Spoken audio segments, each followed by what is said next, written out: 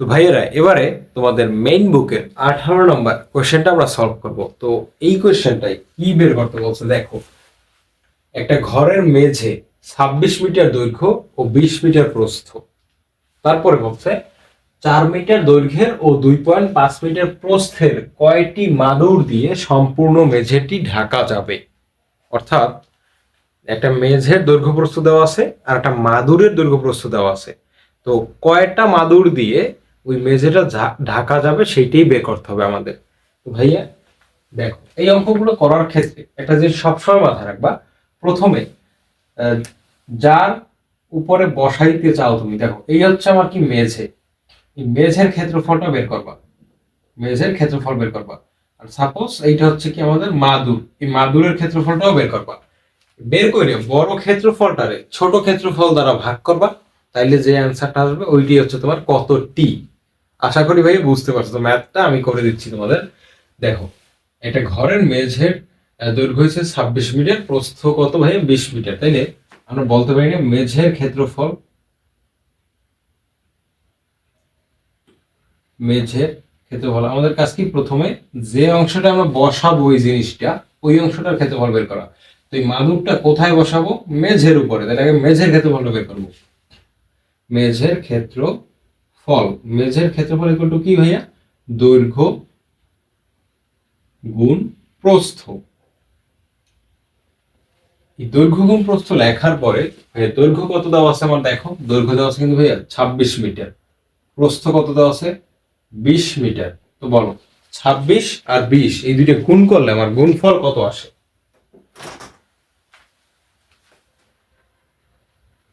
গুণফল আসে ভাইয়া 520, 520 বর্গ মিটার।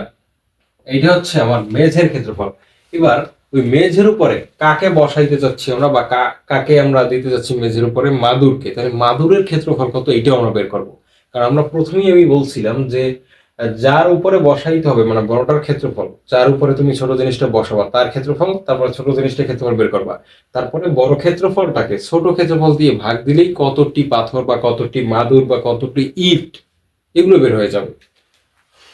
তাহলে এবার বের করবো আমরা ছোটটার ক্ষেত্রফল কি। তাহলে দেখো, এই মাদুরের দৈর্ঘ্য প্রস্থ দেওয়া আছে, দৈর্ঘ্য 4, প্রস্থ 2.5। তাহলে মাদুরের ক্ষেত্রফল, মাদুরের ক্ষেত্রফল, মাদুরের ক্ষেত্রফল কত ভাইয়া, ওই যে দৈর্ঘ্য 4 গুণ প্রস্থ 2.5, 4 গুণ 2.5 এই দুইটা গুণ করলে কত আসে বলো, 10 আসে মেবি। 4 গুণ 2.5, হ্যাঁ 10 আসে ভাই। কত আসে 10 বর্গ মিটার। তো দেখো, যার উপরে বসাবো মেঝের উপরে ওইটার ক্ষেত্রফল পেয়ে গেলাম, কাকে বসাবো, মাদুরকে বসাবো, মাদুরের ক্ষেত্রফল পেয়ে গেলাম। এবারে আমরা কি করব ভাইয়া, এবারে আমরা করব এই বড় ক্ষেত্রফলটাকে ছোট ক্ষেত্রফলটা দিয়ে কি করবো ভাই, ভাগ করব। অতএব মাদুর লাগবে, মাদুর লাগবে সমান সমান কতটি, বড়টার ক্ষেত্রফল কত 520 ডিভাইডেড বাই ছোটটার ক্ষেত্রফল হচ্ছে 10, শূন্য শূন্য কাটাকাটি সমান 52টি, অর্থাৎ 52টি মাদুর লাগবে। তাহলে কতটি মাদুর লাগবে, তাহলে কতটি মাদুর দিয়ে ঢাকা যাবে, 52টি মাদুর দিয়ে ঢাকা যাবে, এই হচ্ছে একটা অ্যান্সার। আরো একটা জিনিস চাইছে এখানে, যে প্রত্যেকটা মাদুরের দাম যদি 200 টাকা হয় তাহলে কত টাকা খরচ হবে মেঝেটা ঢাকার জন্য। তাহলে একটি মাদুরের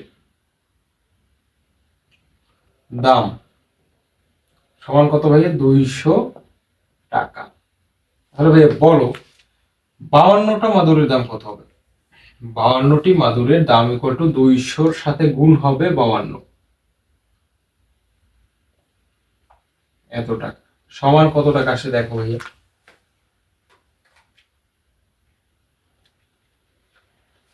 10,400 টাকা, 10,400 টাকা। তাইলে 10,400 টাকার মাদুর আমার লাগবে। তাহলে এই হচ্ছে কিন্তু আমার সেকেন্ড পার্টের অ্যান্সারটা। দেখো কত সহজে ভাই নির্ণয় করে ফেললাম। এবং এই ম্যাথগুলো কিন্তু গুরুত্বপূর্ণ, কয়টা ইট লাগবে বা কয়টা টাইলস বসানো লাগবে, অথবা কয়টা মাদুর বসানো লাগবে সম্পূর্ণ মেঝেটা ঢাকতে, ঠিক আছে? তাহলে ওই ম্যাথগুলো প্রত্যেকটা এই কনসেপ্ট দিয়ে করতে হবে। অর্থাৎ যার উপরে বসাবা তার ক্ষেত্রফল বের করবা, যাকে বসাবা তার ক্ষেত্রফল বের করবা। এবারে কি করবা, বড় ক্ষেত্রফলটাকে ছোট ক্ষেত্রফলটা দ্বারা ভাগ করে দিবা, তোমার ম্যাথের অ্যান্সারটা চলে আসবে ভাইয়া। আশা করি বুঝতে পারছো ম্যাথটা।